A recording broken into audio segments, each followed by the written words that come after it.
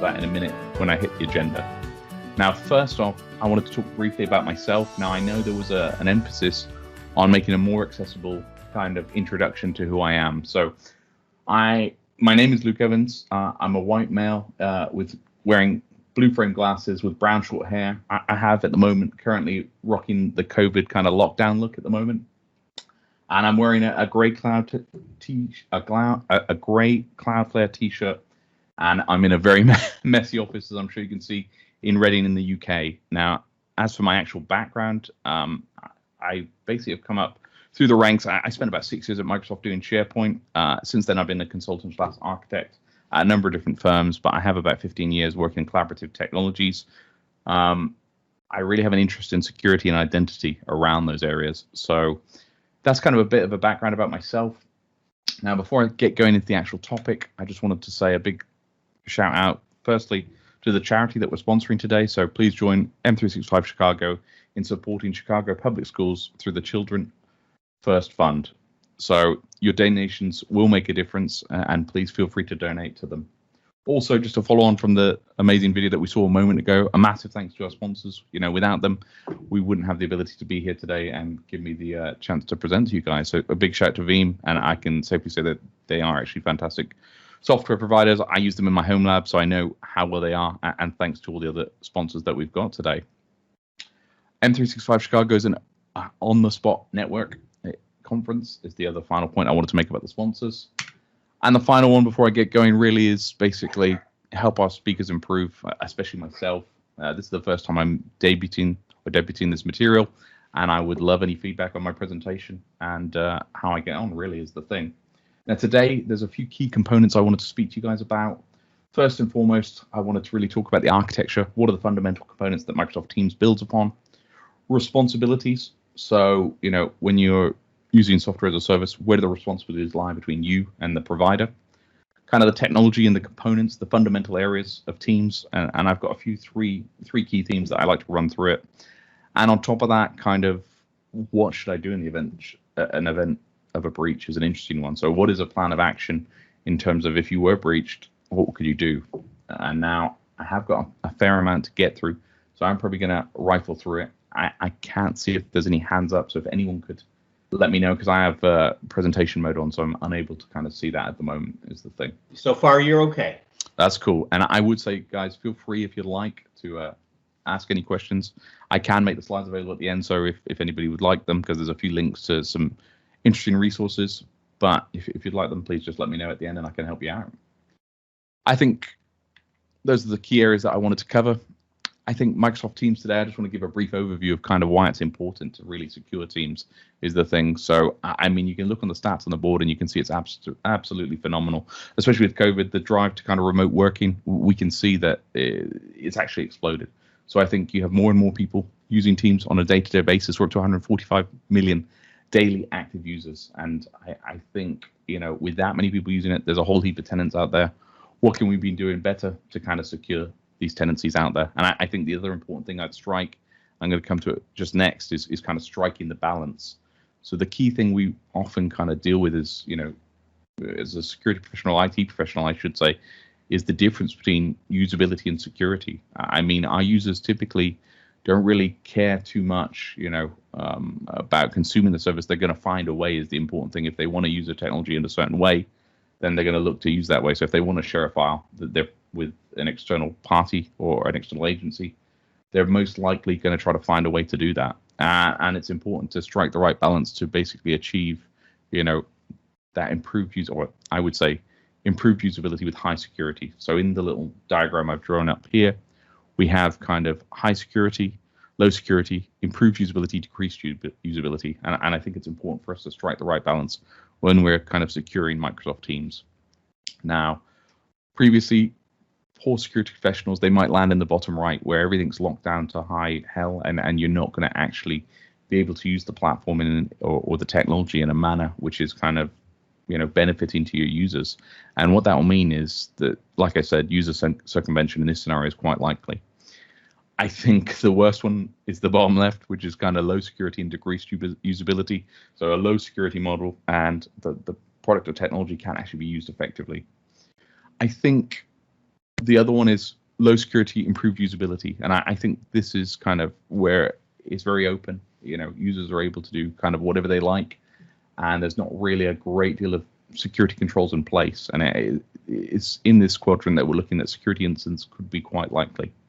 I think where we want to aim is kind of high security and improved usability. And I think the thing about if you have high security and improved usability, if the product is in a usable or a usable state, users won't really care what the security is behind the scenes. So as long as you can keep the platform usable, and this allows users to get things done, they want to be able to work wherever they want. They want to be able to work with whoever they want, and they don't want security being a constraint on them. That's kind of where we want to aim to be, and I think that's a lot of the time. I'm always keeping that in mind when I'm thinking about how do I secure Teams as a platform. Next up is kind of architecture. Now, I did put a quick slide here, but it's really one slide really, and it's just talking about the different, I would say the range and the gamut of kind of what we are working with when we're dealing with Teams. And you can see on the screen, oh goodness, there's a whole heap of basically different components that make up Microsoft Teams. We can see we have Teams at a high level, we have Skype, which is the consumer version of Skype, and we have Azure and M365. Now, what we have actually breaks down to, and the key areas that we probably want to look at when we're working with securing Teams is going to be the identity. So the kind of Azure AD piece. So where did my identities come from? Which is just over here. On top of that, we have OneDrive for Business and SharePoint. So those are the files that are stored within them. And on top of that, we have Exchange, which is kind of storage of messages and kind of chats is the important thing there. So these are some of the key areas that I'm looking at when we're working with that. And the other key thing, which I'll come to in a minute, is kind of the 365 groups, which is again tied to AAD. But we'll come to that in a minute. But the key here that I'm trying to get across is the depth and the breadth of kind of how many different technologies underpin Microsoft Teams is the important thing. Now, responsibilities, and I kind of like this analogy, but basically you're driving down a long, dark road on a rainy night. So you're doing 20 miles over the speed limit, and there's a car in front of you. You don't step in your brakes in time, and you rear end the car in front of you. Now, the question here that I would typically raise is that your fault, or is it the car manufacturer's fault? Because when we drive, we kind of understand that there are some things that depend on the manufacturer. So kind of working brakes, airbags, windscreen wipers, etc. Components of the car that we expect to work. And there's also the kind of things that we're responsible for. So the actual use of when brakes should be applied, steering, and so forth. Now, you can see on the table on the right, we kind of have a table that helps break down what is the customer's risk versus kind of the provider's risk. And when we're working with kind of M365, we're sitting in the SaaS space. So what we are really looking at are these three blocks here. And we've got customer management of risk is data classification and accountability. We have identity and access management. And that's really, these are two of the key themes that I like to draw upon, and somewhat client and endpoint protection. But really for me, it's really about the data that we store in there and the identity and access management within the platform. So the key areas that we're really looking at and the management of our customer management of risk are these ones here. And that's kind of where we come into the fold. And hopefully some of the technologies I'll show you here today is how we can better secure Teams.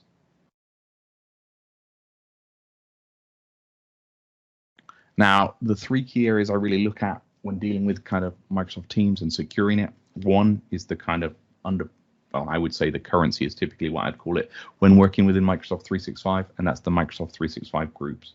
And I think one of the key things that a lot of people may have overlooked when securing or when working with Microsoft Teams is you need to look at kind of not just Teams, but the technologies that underpin it, as shown in the architectural one. The three areas that I want to look at are 365 groups, identity and access management, and then data classification. Those are kind of the three areas that I would typically look at when securing Teams, and I would strongly suggest and urge you all to look at kind of how your Teams is configured and see if there's anything you could take on board, really. And that's kind of the idea of the session.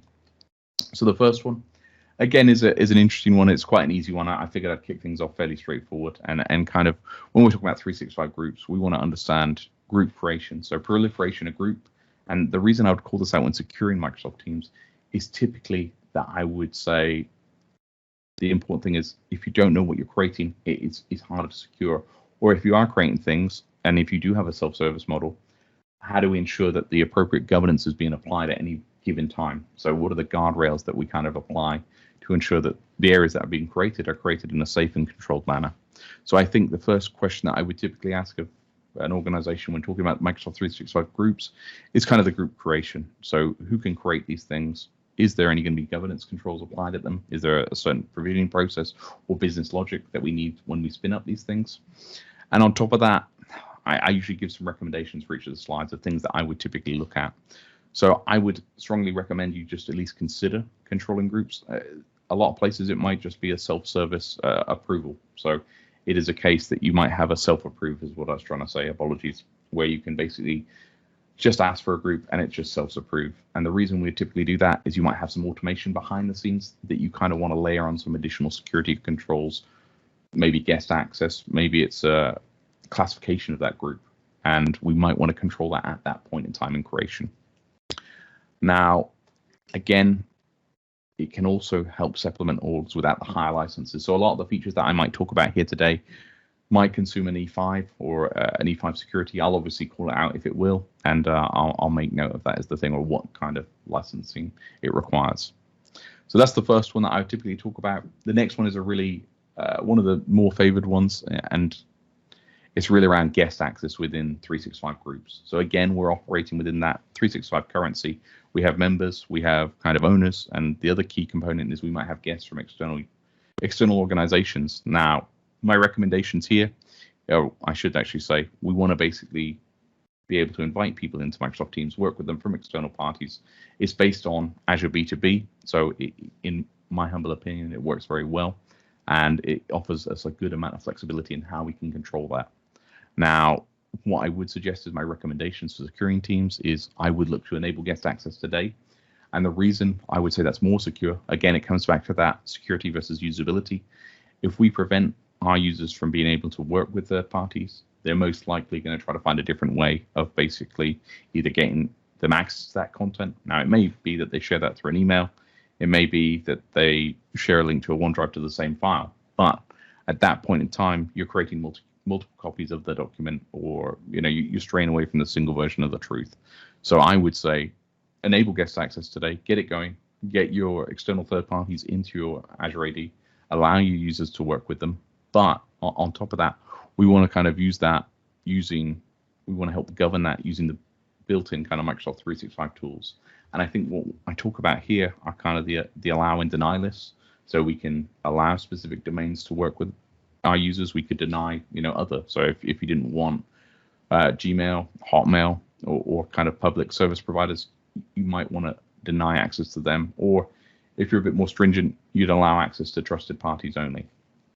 On top of that, we can control the guest settings on each and every group if we'd like. So it does require a piece of code at the moment, but we can basically control whether an individual team or group can have guests in or not. Now, again, that kind of calls back to the group creation that we talked about in the previous slide, but it's really around, you could apply that and basically, if you wanted to have guest access, you could apply an additional layer of workflow approval in there to toggle that setting on is the thing. Give me 1 second. Let's get rid of that one. And then on top of that, the other ones I would typically look to use. Give me 1 second. Sorry, guys. I'm going to close this one down. I should have got this one before. It's Telegram. Sorry, guys. I think they're just going to keep messaging. Wonderful. Apologies about that. So we can do the guest settings or access on each group. We can also manage who can, invite guests into our organization. So it may be that we want guests to be allowed in, but we might want to basically scope that to a number of people that are able to invite guests, so trusted kind of super users. Again, I don't like this one as much because I would rather have my users working rather than trying to go outside of kind of teams. I would rather have them bring them in and we kind of can control and own that collaboration in our area as opposed to going outside that. And I think the last session was specifically around access reviews and entitlement management. I like them very much in group assignments and how we govern things using Microsoft 365. So I'll probably come to them in a minute. But I really like the idea of grouping these assignments in terms of an entitlement or an access package and basically making use of that. Now, the next one I've got up is kind of expiration policy. And again, this is that kind of content proliferation is probably the best way I put it at the moment. And it's really around, we have the ability to make use of an expiration policy, so groups can expire after a period of time of inactivity. After 90, 80, 180 days, whatever you wanted to choose as an expiration period, if a group or a team has been dormant for that period of time, we can ask the group owners, is this area still required? And we can then target this to specific groups if we want. And also in terms of a safety net, expired groups can be restored within 30 days. I think what I like this for in terms of better securing Microsoft Teams, the real driver for me is not keeping data open or around any longer than needed is the key. And what we're really looking to do is kill off or dispose of all teams in an appropriate manner is really what we're looking to do. So sensitive or confidential information isn't left dormant without kind of ownership or not being used for an extended period. So what I'd recommend in terms of getting this out to your organization, the first thing I would say is this requires, I'm pretty sure it requires Azure AD Premium P1. So there is a license attached to this one, but I would pilot this with specific groups and basically test it out with the users. I wouldn't go whole hog because it does cause some email communications to go out to your owners, and we just want to make sure that your pilot group works kind of as expected. I think the other thing is we would want to make sure that you communicate this with the wider team and make sure that your group owners, when you start to roll it out full, kind of know that this is coming, so that we've had experiences certainly in the past when I've been working that owners aren't really expecting this, and the groups may drop out of their teams without them knowing. So I think the only other piece of advice or recommendation I'd give before turning on expiration is that you should really kind of run a report and make sure that you don't have a large number of orphan groups out there. You will get an email if you configure it to get an email that says this group is orphaned and it's going to expire.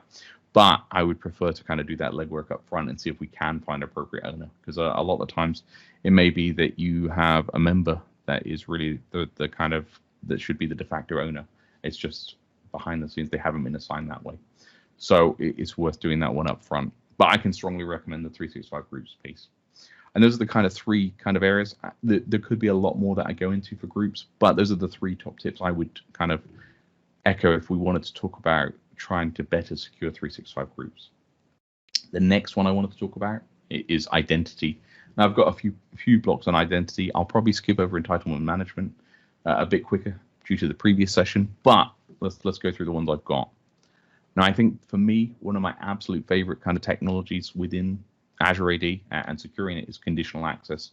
And I think what we can do here is incredibly powerful. And I think what we really want to do is use this to kind of make it easier for our users to get access to the data that they need, while also enforcing, the necessary security checks depending on kind of certain conditions that we prescribe. So conditional access is really the who, what, why, when, where, if of how I get my data is the way I look at it.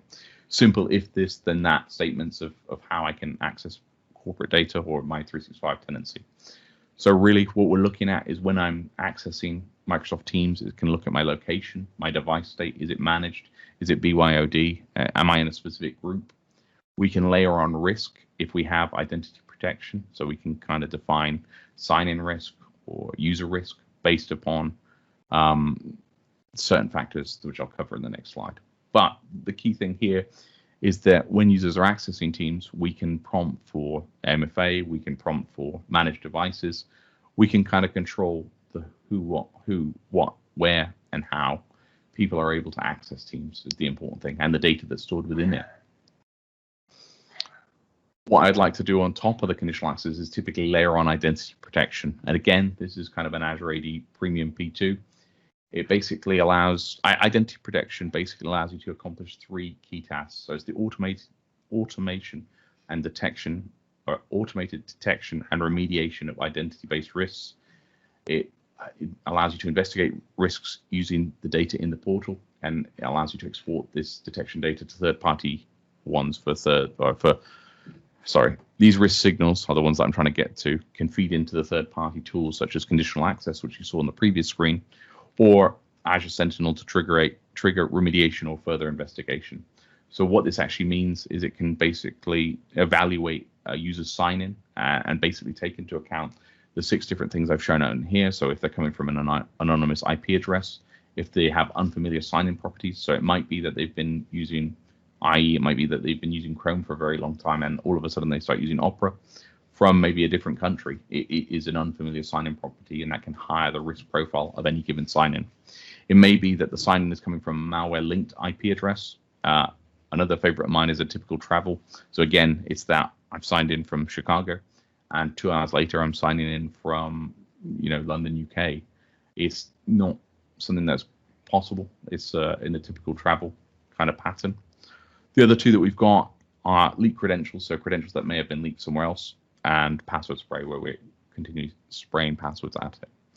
And again, the really powerful part here is not just the fact that we have that, it's the ability to layer that into kind of conditional access, so the third-party tools. And again, what we've got here is a quick scenario of how this might be useful. So our user's gone to log in and access Teams. We've basically elevated they have a high sign-in risk, so they may be coming from an anonymous IP address in this one. And what we might want to do is we can block access and force a password reset, basically using risk-based conditional access. So this is really, really powerful. Identity protection is an Azure AD Premium P2 or an E5, but if you have the ability to make use of it, I would strongly do that. Now, to wrap up the kind of conditional access piece, as with any of these things, I like to kind of give a few different recommendations of what I would do from the get-go, or from right now, to help better secure your Microsoft Teams instance. And the things that I would do, and I'll run through them very quickly, but the first one is enable MFA. So make sure whatever you guys take away today, if this is the only thing you do, just make sure that you have MFA enabled is what I would suggest. Having MFA enabled, I think, reduces an attack up to 99.9%. So that is going to basically lower your risk profile down by a tremendous amount, and I can't recommend that one enough. The other ones I would typically do as part of any conditional access rollout is most likely disable legacy auth. So we can't use, so all sign-ins have to be interactive, basically. It's no longer a case of just spamming usernames and passwords using legacy auth. So make sure legacy auth is disabled, or you have exceptions in place, really. The other one that's quite an easy one is we can use Azure AD conditional access to basically allow or block countries. So the cool thing here is that we know if we work in specific areas or our users are based in specific countries, we can allow or deny access based upon that. So again, we can quite easily add, some undesirable countries to a block list, and at that point, they're not going to be able to authenticate. Now, obviously, a VPN can get around this, but we would obviously look to mitigate that through a layered defense using a number of different things that we're going to show here today. The final one that I quite like, and it's an easy one, is kind of device controls. So we're looking is this a managed device? And based upon that, we can either allow access, deny access, or we can use session-based control to basically prevent download on unmanaged devices. So it offers us a bit further scope. So we can, BYOD are able to use the tools, but maybe they can't exfiltrate the data is the important thing. Whereas a full fat or a managed client, we can make sure that they are able to work in full fidelity as it would be. The next one I kind of had in terms of identity was access reviews. And again, I feel like this is a really important one for guests when we're working with external parties and teams. Now, it allows us to basically perform an access or a review of access, I should say, on a Microsoft team. So we can have these basically run in the background. I was probably going to skip over these quite quickly, simply because the previous session was on access reviews and entitlement management. So I wasn't going to spend a great deal of time, but I can strongly and wholeheartedly recommend these. So the ability to basically have the emphasis of ownership of these areas placed back on members or owners of the team is fantastic. So in an ideal world, I don't think IT should be managing these things. It should be user driven. They know who should have access to the system. They can basically nominate who should be, staying within a team, who should be removed from a team. Do we still need these guest users? The system can also take recommendations based on usage, and that's probably my favorite thing about access reviews. So the ability for it to suggest kind of who do we think should be in here and present that to the reviewers at the end of the day. So I would recommend having these set up if you have the license. Again, it's an Azure AD Premium P2, E5, EMS E5, and we would typically recommend they're set up on a quarterly, yearly basis. and basically review the membership of any team that you're in. Again, you can provision these and set these up when, at the point of time in creation. And again, that calls back to the group creation piece. And do you want to apply an access review as it goes? The next piece about identity that I would look to do in terms of securing, again, is based on the previous session, but again, it's very useful when dealing with large volumes of users or guests. It's really around securing teams at a larger level. So it's taking the concept of kind of access reviews at a higher level, but the idea is we can bundle teams, applications, groups into one single access package and kind of manage that as a whole. Now, the way that I could see this being very useful in terms of dealing with teams at a scale is typically guest users, again, would be a really nice one. Or you can do it by department is the important thing. So the idea here really is that we could bundle a series of teams together in terms of a departmental area, or it may be teams, an application, and some SharePoint sites. And we want to bundle those together and make them kind of one cohesive package. Again, we can apply that access review onto that access package as part of entitlement management and manage these things at a greater scale. So again, when I'm talking about enable guest access earlier, I think point 4 is we want to kind of bundle these access packages together to allow people to basically better manage who should have access to any given data is the important thing. Luke, we have a quick question. Oh, yeah, sure, go for it, please. From Brian. Brian's asking, they now have GPS-based location capabilities in conditional access. Do they really? My goodness. Well, that is, I'm always happy to learn. I didn't actually know that one, so thank you, Brian. That is appreciated. I didn't actually know that one, so I will look to incorporate. I'm going to go to the store and get my aluminum foil that I've been running low on, so it's time again. Well, all right. I wonder if we can beat the GPS spoofer as the next one, but indeed, please proceed. That is pretty damn cool. So thank you for sharing. I appreciate that. I will probably incorporate it into my slides and my conditional access design. So I'll probably have a look at that after the session. I think that's kind of identity. The key ones for me in identity really are conditional access is probably the main one in terms of how we control access to our data. I think the other two are really around better management of who is in what specific areas in which teams. So it's really around access to information. And we can better do that using kind of access reviews at a lower level, entitlement management at a higher level. If we bundle these kind of associated teams together, we can do that on internal and external users. But for me, it's making sure we only have people that should have access is really the key one there. I'm not going to dwell much longer on those. The next one I really wanted to talk about is kind of content classification and how we do that. So I think what we'd typically look at is what I would really look at in terms of content classification is two key areas is really it. So I think the key one for me in this day and age is sensitivity labels. I think the ability, well, first off, what is a sensitivity label? It's a tag, a piece of metadata that exists and follows a piece of content throughout its life cycle. It's customizable, it's clear text, and it's persistent. So like I said, it lives with the document where it goes is the important thing. Why use a sensitivity label? A sensitivity label becomes the basis for applying and enforcing data protection policies. So at this point, say, we have someone that's in a Microsoft team that shouldn't be, they've gained access to the content or they've gained access to a Microsoft team that they shouldn't. We can then basically use sensitivity labels to protect documents or content at that level is the important thing. So we can use sensitivity labels to protect it at the document and apply data protection policies. I think the things that we can do in terms of basically better protecting a document, when we apply a sensitivity label, we can watermark it, we can add headers and footers, we can encrypt the document, we can apply double key encryption if you have the E5 feature. So you can basically use your own certificate to encrypt the document as well as Microsoft's encryption. On top of that, we can also restrict access after a period of time. So they have to check in every X amount of time. We can, I'm just trying to think, is there any other good ones that I like? We can apply headers and footers. All in all, I think the main thing that we're really looking for is users to better classify their documents. And, we can tag a document as confidential. We can encrypt it to be internal only. We could apply it as general, and we can kind of lower the data protection policies that we apply. I think the important thing here is that we're not just looking at securing teams as a whole. We're looking at securing the content within there. And I think sensitivity labels at document level are fantastic, and I would get going with them as soon as you can, really, to kind of get those out to users. Obviously, there's a learning curve, and what we'd probably want to do there is basically make sure that users understand what labels should be used at any given point, and how do I classify a document. That's at the document level. I think the really powerful one that I quite like now is the container level, which is it's been in preview for a while, but I'm pretty sure it's GA at this point. And we want to basically not just apply it at the document level, we can also start classifying a Microsoft team.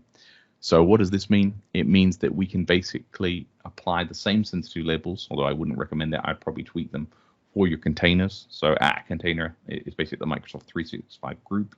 And again, by virtue, we can apply it to a Microsoft team. So you can classify a Microsoft team, again, as something that's confidential. It could be general, it could be all employees.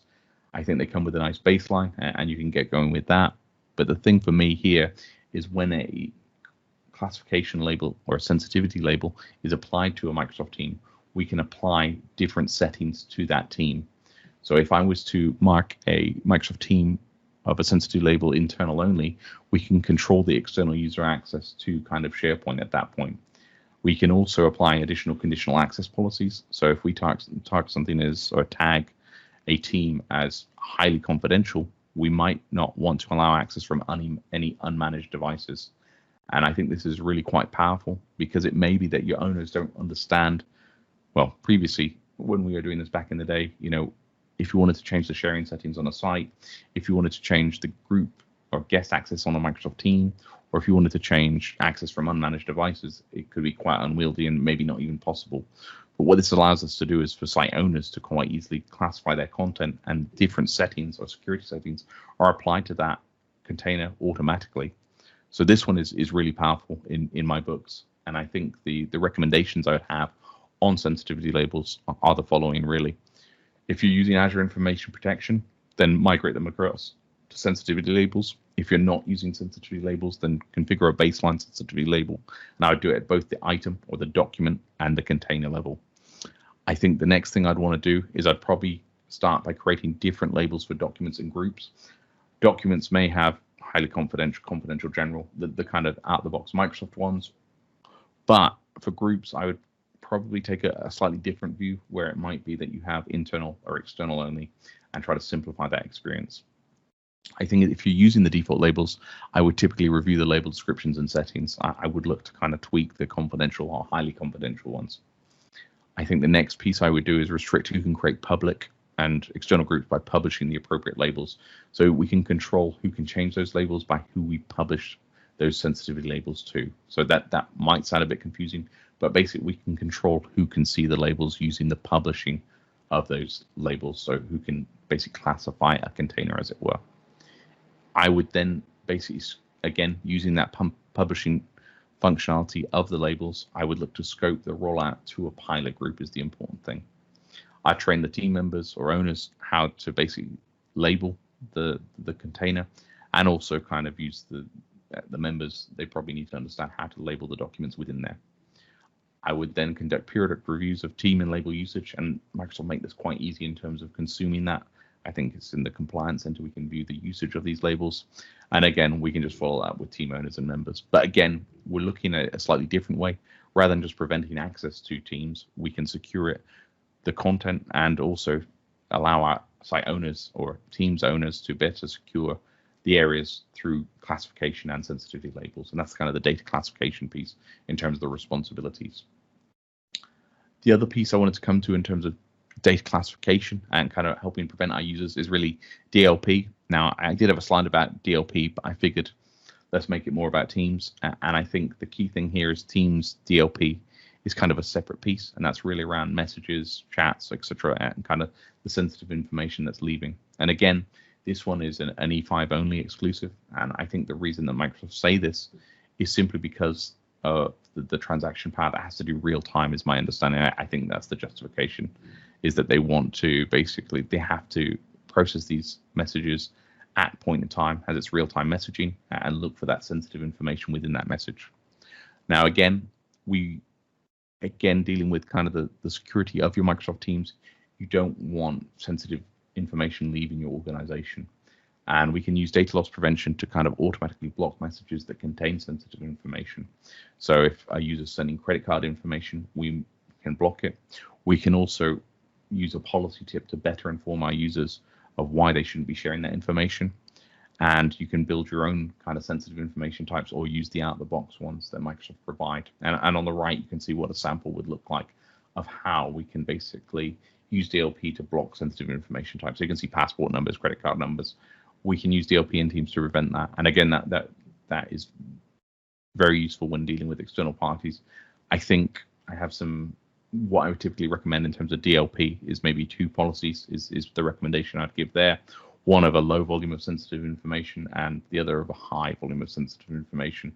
And one is low is more probably about education and basically making sure our users are aware that they're sending that information out, and high is probably more the block or raise kind of an incident in the background to basically better understand why such a large volume of sensitive information was losing your organization.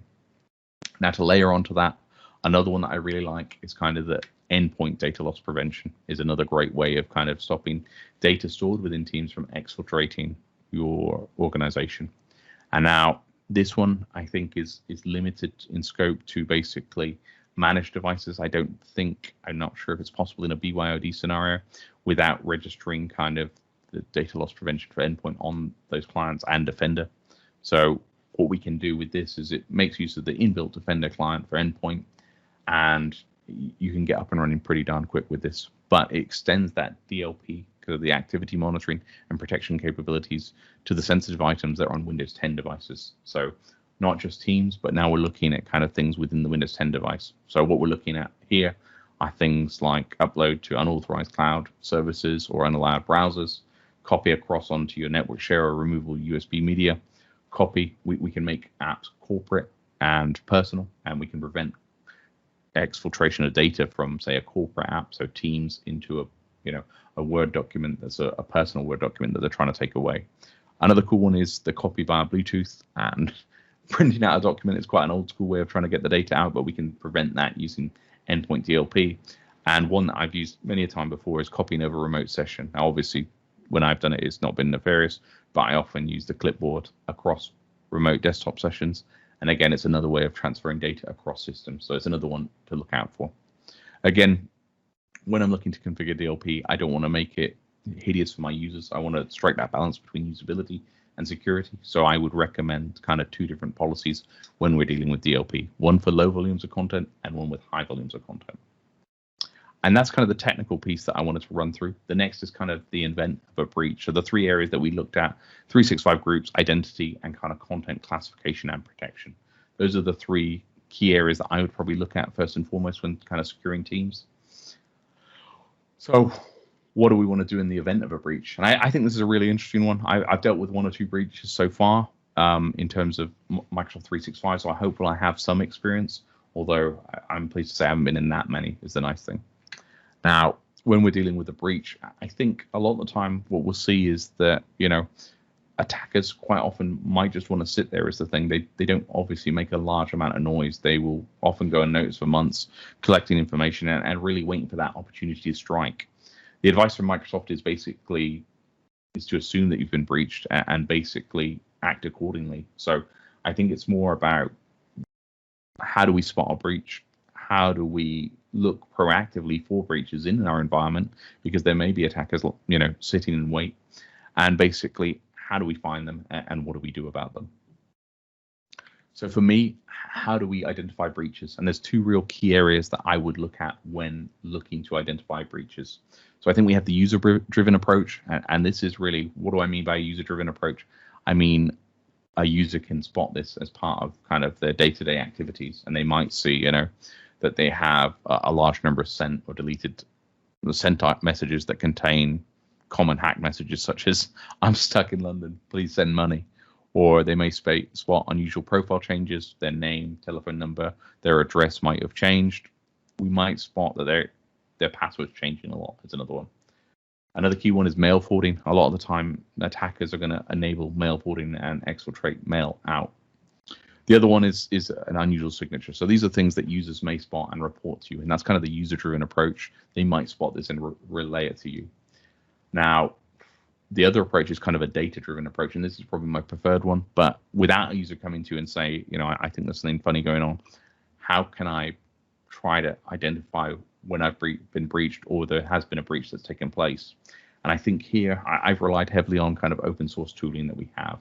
So the key ones, and they seem to have quite a bird theme going on, but we have Hawk, which is an open source tool, which allows for gathering of important logs across Microsoft 365, pulling them into one spot and kind of allowing you to either analyze that at tenant level or analyze it at a user level. And I provided links to all these tools in kind of the slide notes, so you guys can pull them from there. We then have an Azure AD investigator, and this is from FireEye, and it allows us to basically try to identify indicators of compromise that require further analysis. So this is looking through Azure AD, and the key things they're typically looking for are kind of Azure AD applications, service principals, or Azure AD applications where people may have applied, I would say, excessive permissions or nefarious kind of Azure AD applications, really, that people might have signed up for without knowing. Next up, we have Sparrow, and Avery. So again, continuing that bird theme. Sparrow, again, is another kind of collection tool, and basically it's created by the CISA's cloud forensic team to help kind of detect possible compromised accounts and applications in an Azure M365 environment. So again, this is kind of really what we're looking for to try to spot these breaches. And Avery is kind of a tool that you can ingest the data into Sparrow as a dashboard. It'll help you kind of understand where these kind of breaches may be. On top of that, we also have a very similar tool, which is the CrowdStrike reporting tool for Azure. And again, we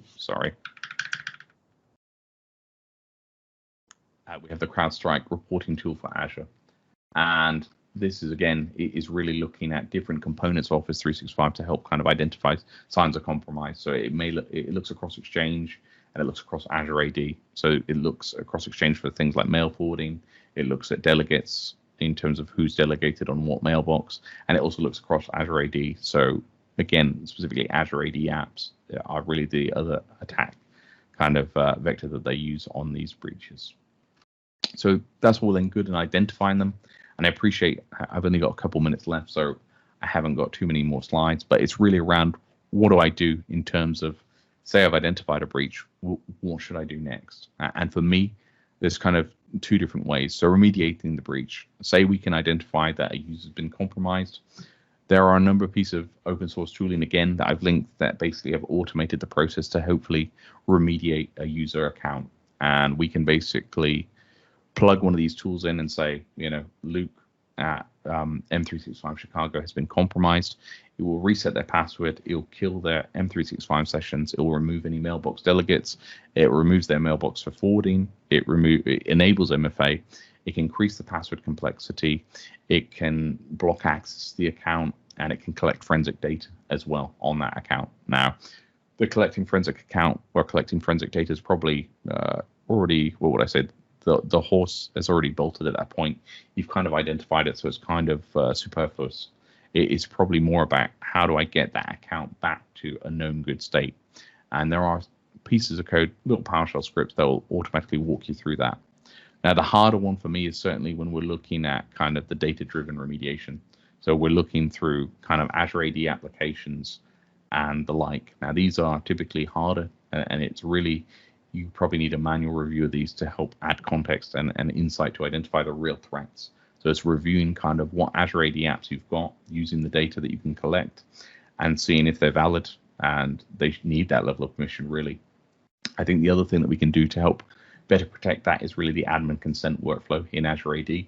And we can basically, if we're looking to target, or remediate against breaches or stop breaches using Azure AD, and specifically Azure AD applications, it's really that consent workflow. So again, another thing that I probably could incorporate into the deck, but I haven't today, is that the consent workflow, certainly from protecting yourself from this kind of attack. At a high level, what I would do, and I've drawn up a little diagram really here just to kind of help explain what I would do from, how I tackle breaches on an ongoing basis. I think the first and foremost thing is, if you haven't, make sure you've got enable or auditing enabled. Without kind of any sort of data of what's happened, it's very difficult to analyze and understand if you've been breached and what that threat actor's done. The next one is tooling. So the use of those open source tooling. I would probably run one of those tools on a regular basis as kind of a security audit.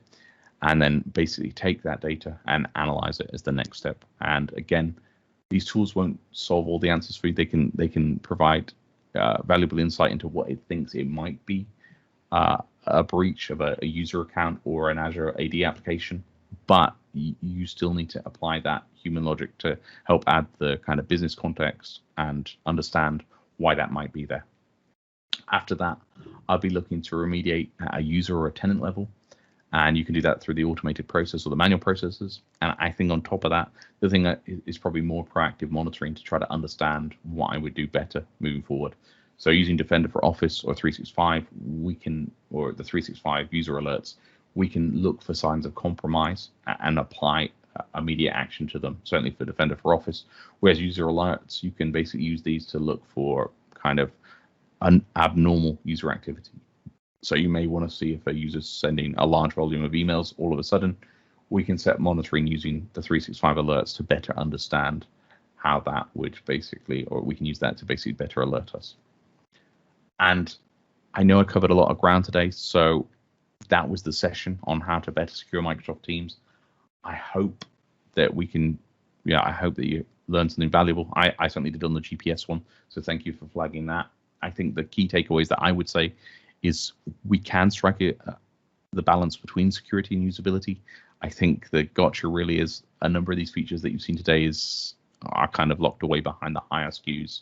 So DLP for endpoint, Microsoft Teams DLP, entitlement management, access reviews, they're kind of locked away behind the higher SKU. So it is more difficult to achieve that balance. But certainly for the breaches, a lot of the stuff I showed you was open source, and the links are in the slide notes, so you can make use of them without any sort of cost implications. Yeah, I'd just like to thank you all for listening. I understand it was a 50-minute session, so I think I've just about hit that based on that. So thanks a lot for your time.